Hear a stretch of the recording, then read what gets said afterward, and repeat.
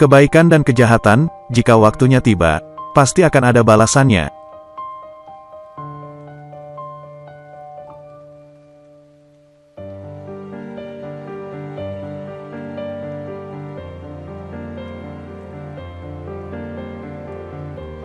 Kisah nyata berikut ini, terjadi di Tiongkok pada zaman dahulu kala. Ada sebuah desa terpencil yang sederhana, terletak di suatu pegunungan yang sangat indah, bernama Desa Tianhui.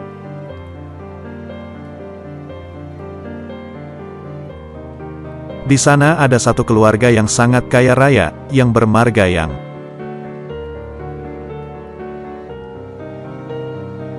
Silsilah keluarganya adalah keluarga yang sangat dermawan. Mereka sangat baik hati, dan suka menolong orang lain.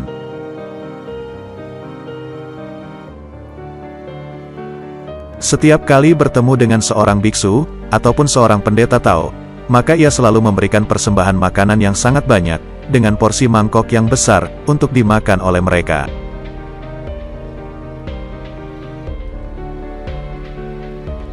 Terkadang, para tetangga juga pernah datang, untuk meminjam bahan makanan kepadanya.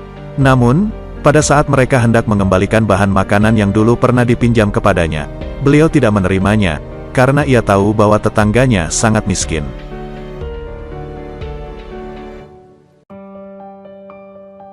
Tetangga yang meminjam bahan makanan darinya, merasa telah sangat terbantu. Namun, mana boleh bahan makanan yang telah dipinjam dari orang lain, tidak dikembalikan, mereka merasa harus mengembalikannya.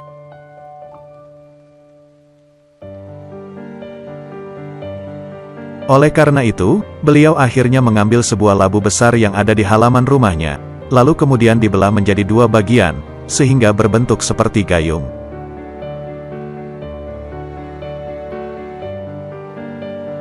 Orang Tiongkok kuno membuat gayung dari buah labu yang telah dikeringkan, lalu kemudian dibelah menjadi dua, satu bagian besar, sedangkan belahan lainnya yang kecil.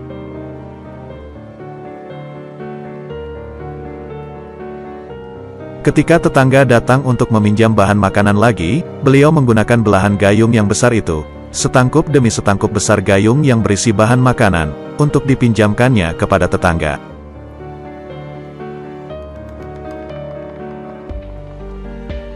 Lalu pada saat tetangga datang lagi, untuk mengembalikan bahan makanan, ia menggunakan belahan gayung yang kecil, hanya menerima kembali dalam jumlah sedikit.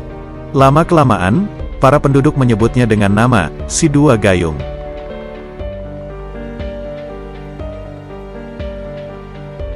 Pada saat si dua gayung berusia 80 tahun, di suatu musim gugur, biji gandum di ladangnya telah siap dipanen. Si dua gayung hendak melihat-lihat ladang gandumnya.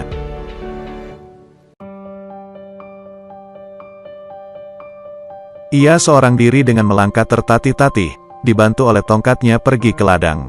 Tiba-tiba, awan hitam yang pekat menggulung menyelimuti ladangnya, halilintar menyambar, dan guntur menggelegar.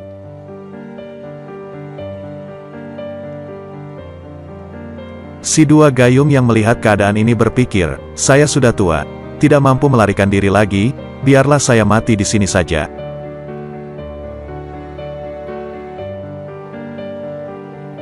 Pada saat itu, si dua gayung mendengar ada suara yang luar biasa keras di ladangnya.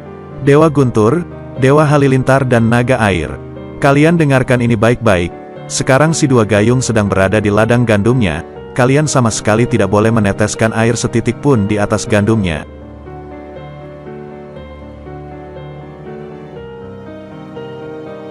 Setelah itu, hujan dan halilintar pun berhenti. Si dua gayung bangun dari ladang gandumnya dan melihat sekeliling. Di ladang gandum tempat ia terbaring, tidak ada setetes air pun, sementara gandum milik orang lain, semuanya telah rusak terendam air lumpur.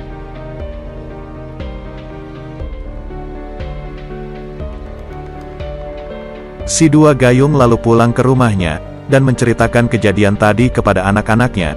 Setelah itu, ia membawa semua anak cucunya untuk bersujud dan memberikan hormat, berterima kasih pada Sang Maha Kuasa, yang telah memberikan berkah kepadanya.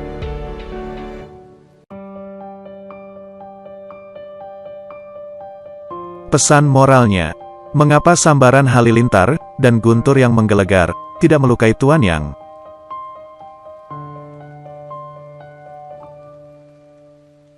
Karena dia seumur hidupnya telah banyak melakukan kebajikan kepada orang lain, dia telah memikirkan orang lain dari lubuk hatinya yang paling dalam.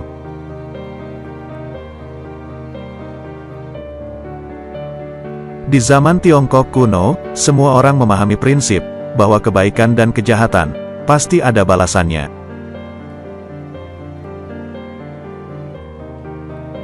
Percaya bahwa setiap hal yang dilakukan oleh setiap orang, tidak peduli hal besar ataupun hal kecil, semuanya dilihat dengan jelas oleh Sang Maha Kuasa.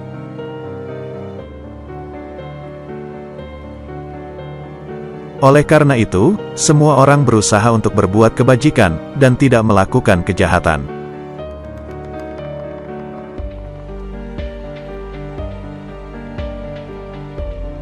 Semoga video ini bermanfaat. Sampai jumpa di video renungan kebajikan berikutnya. Terima kasih.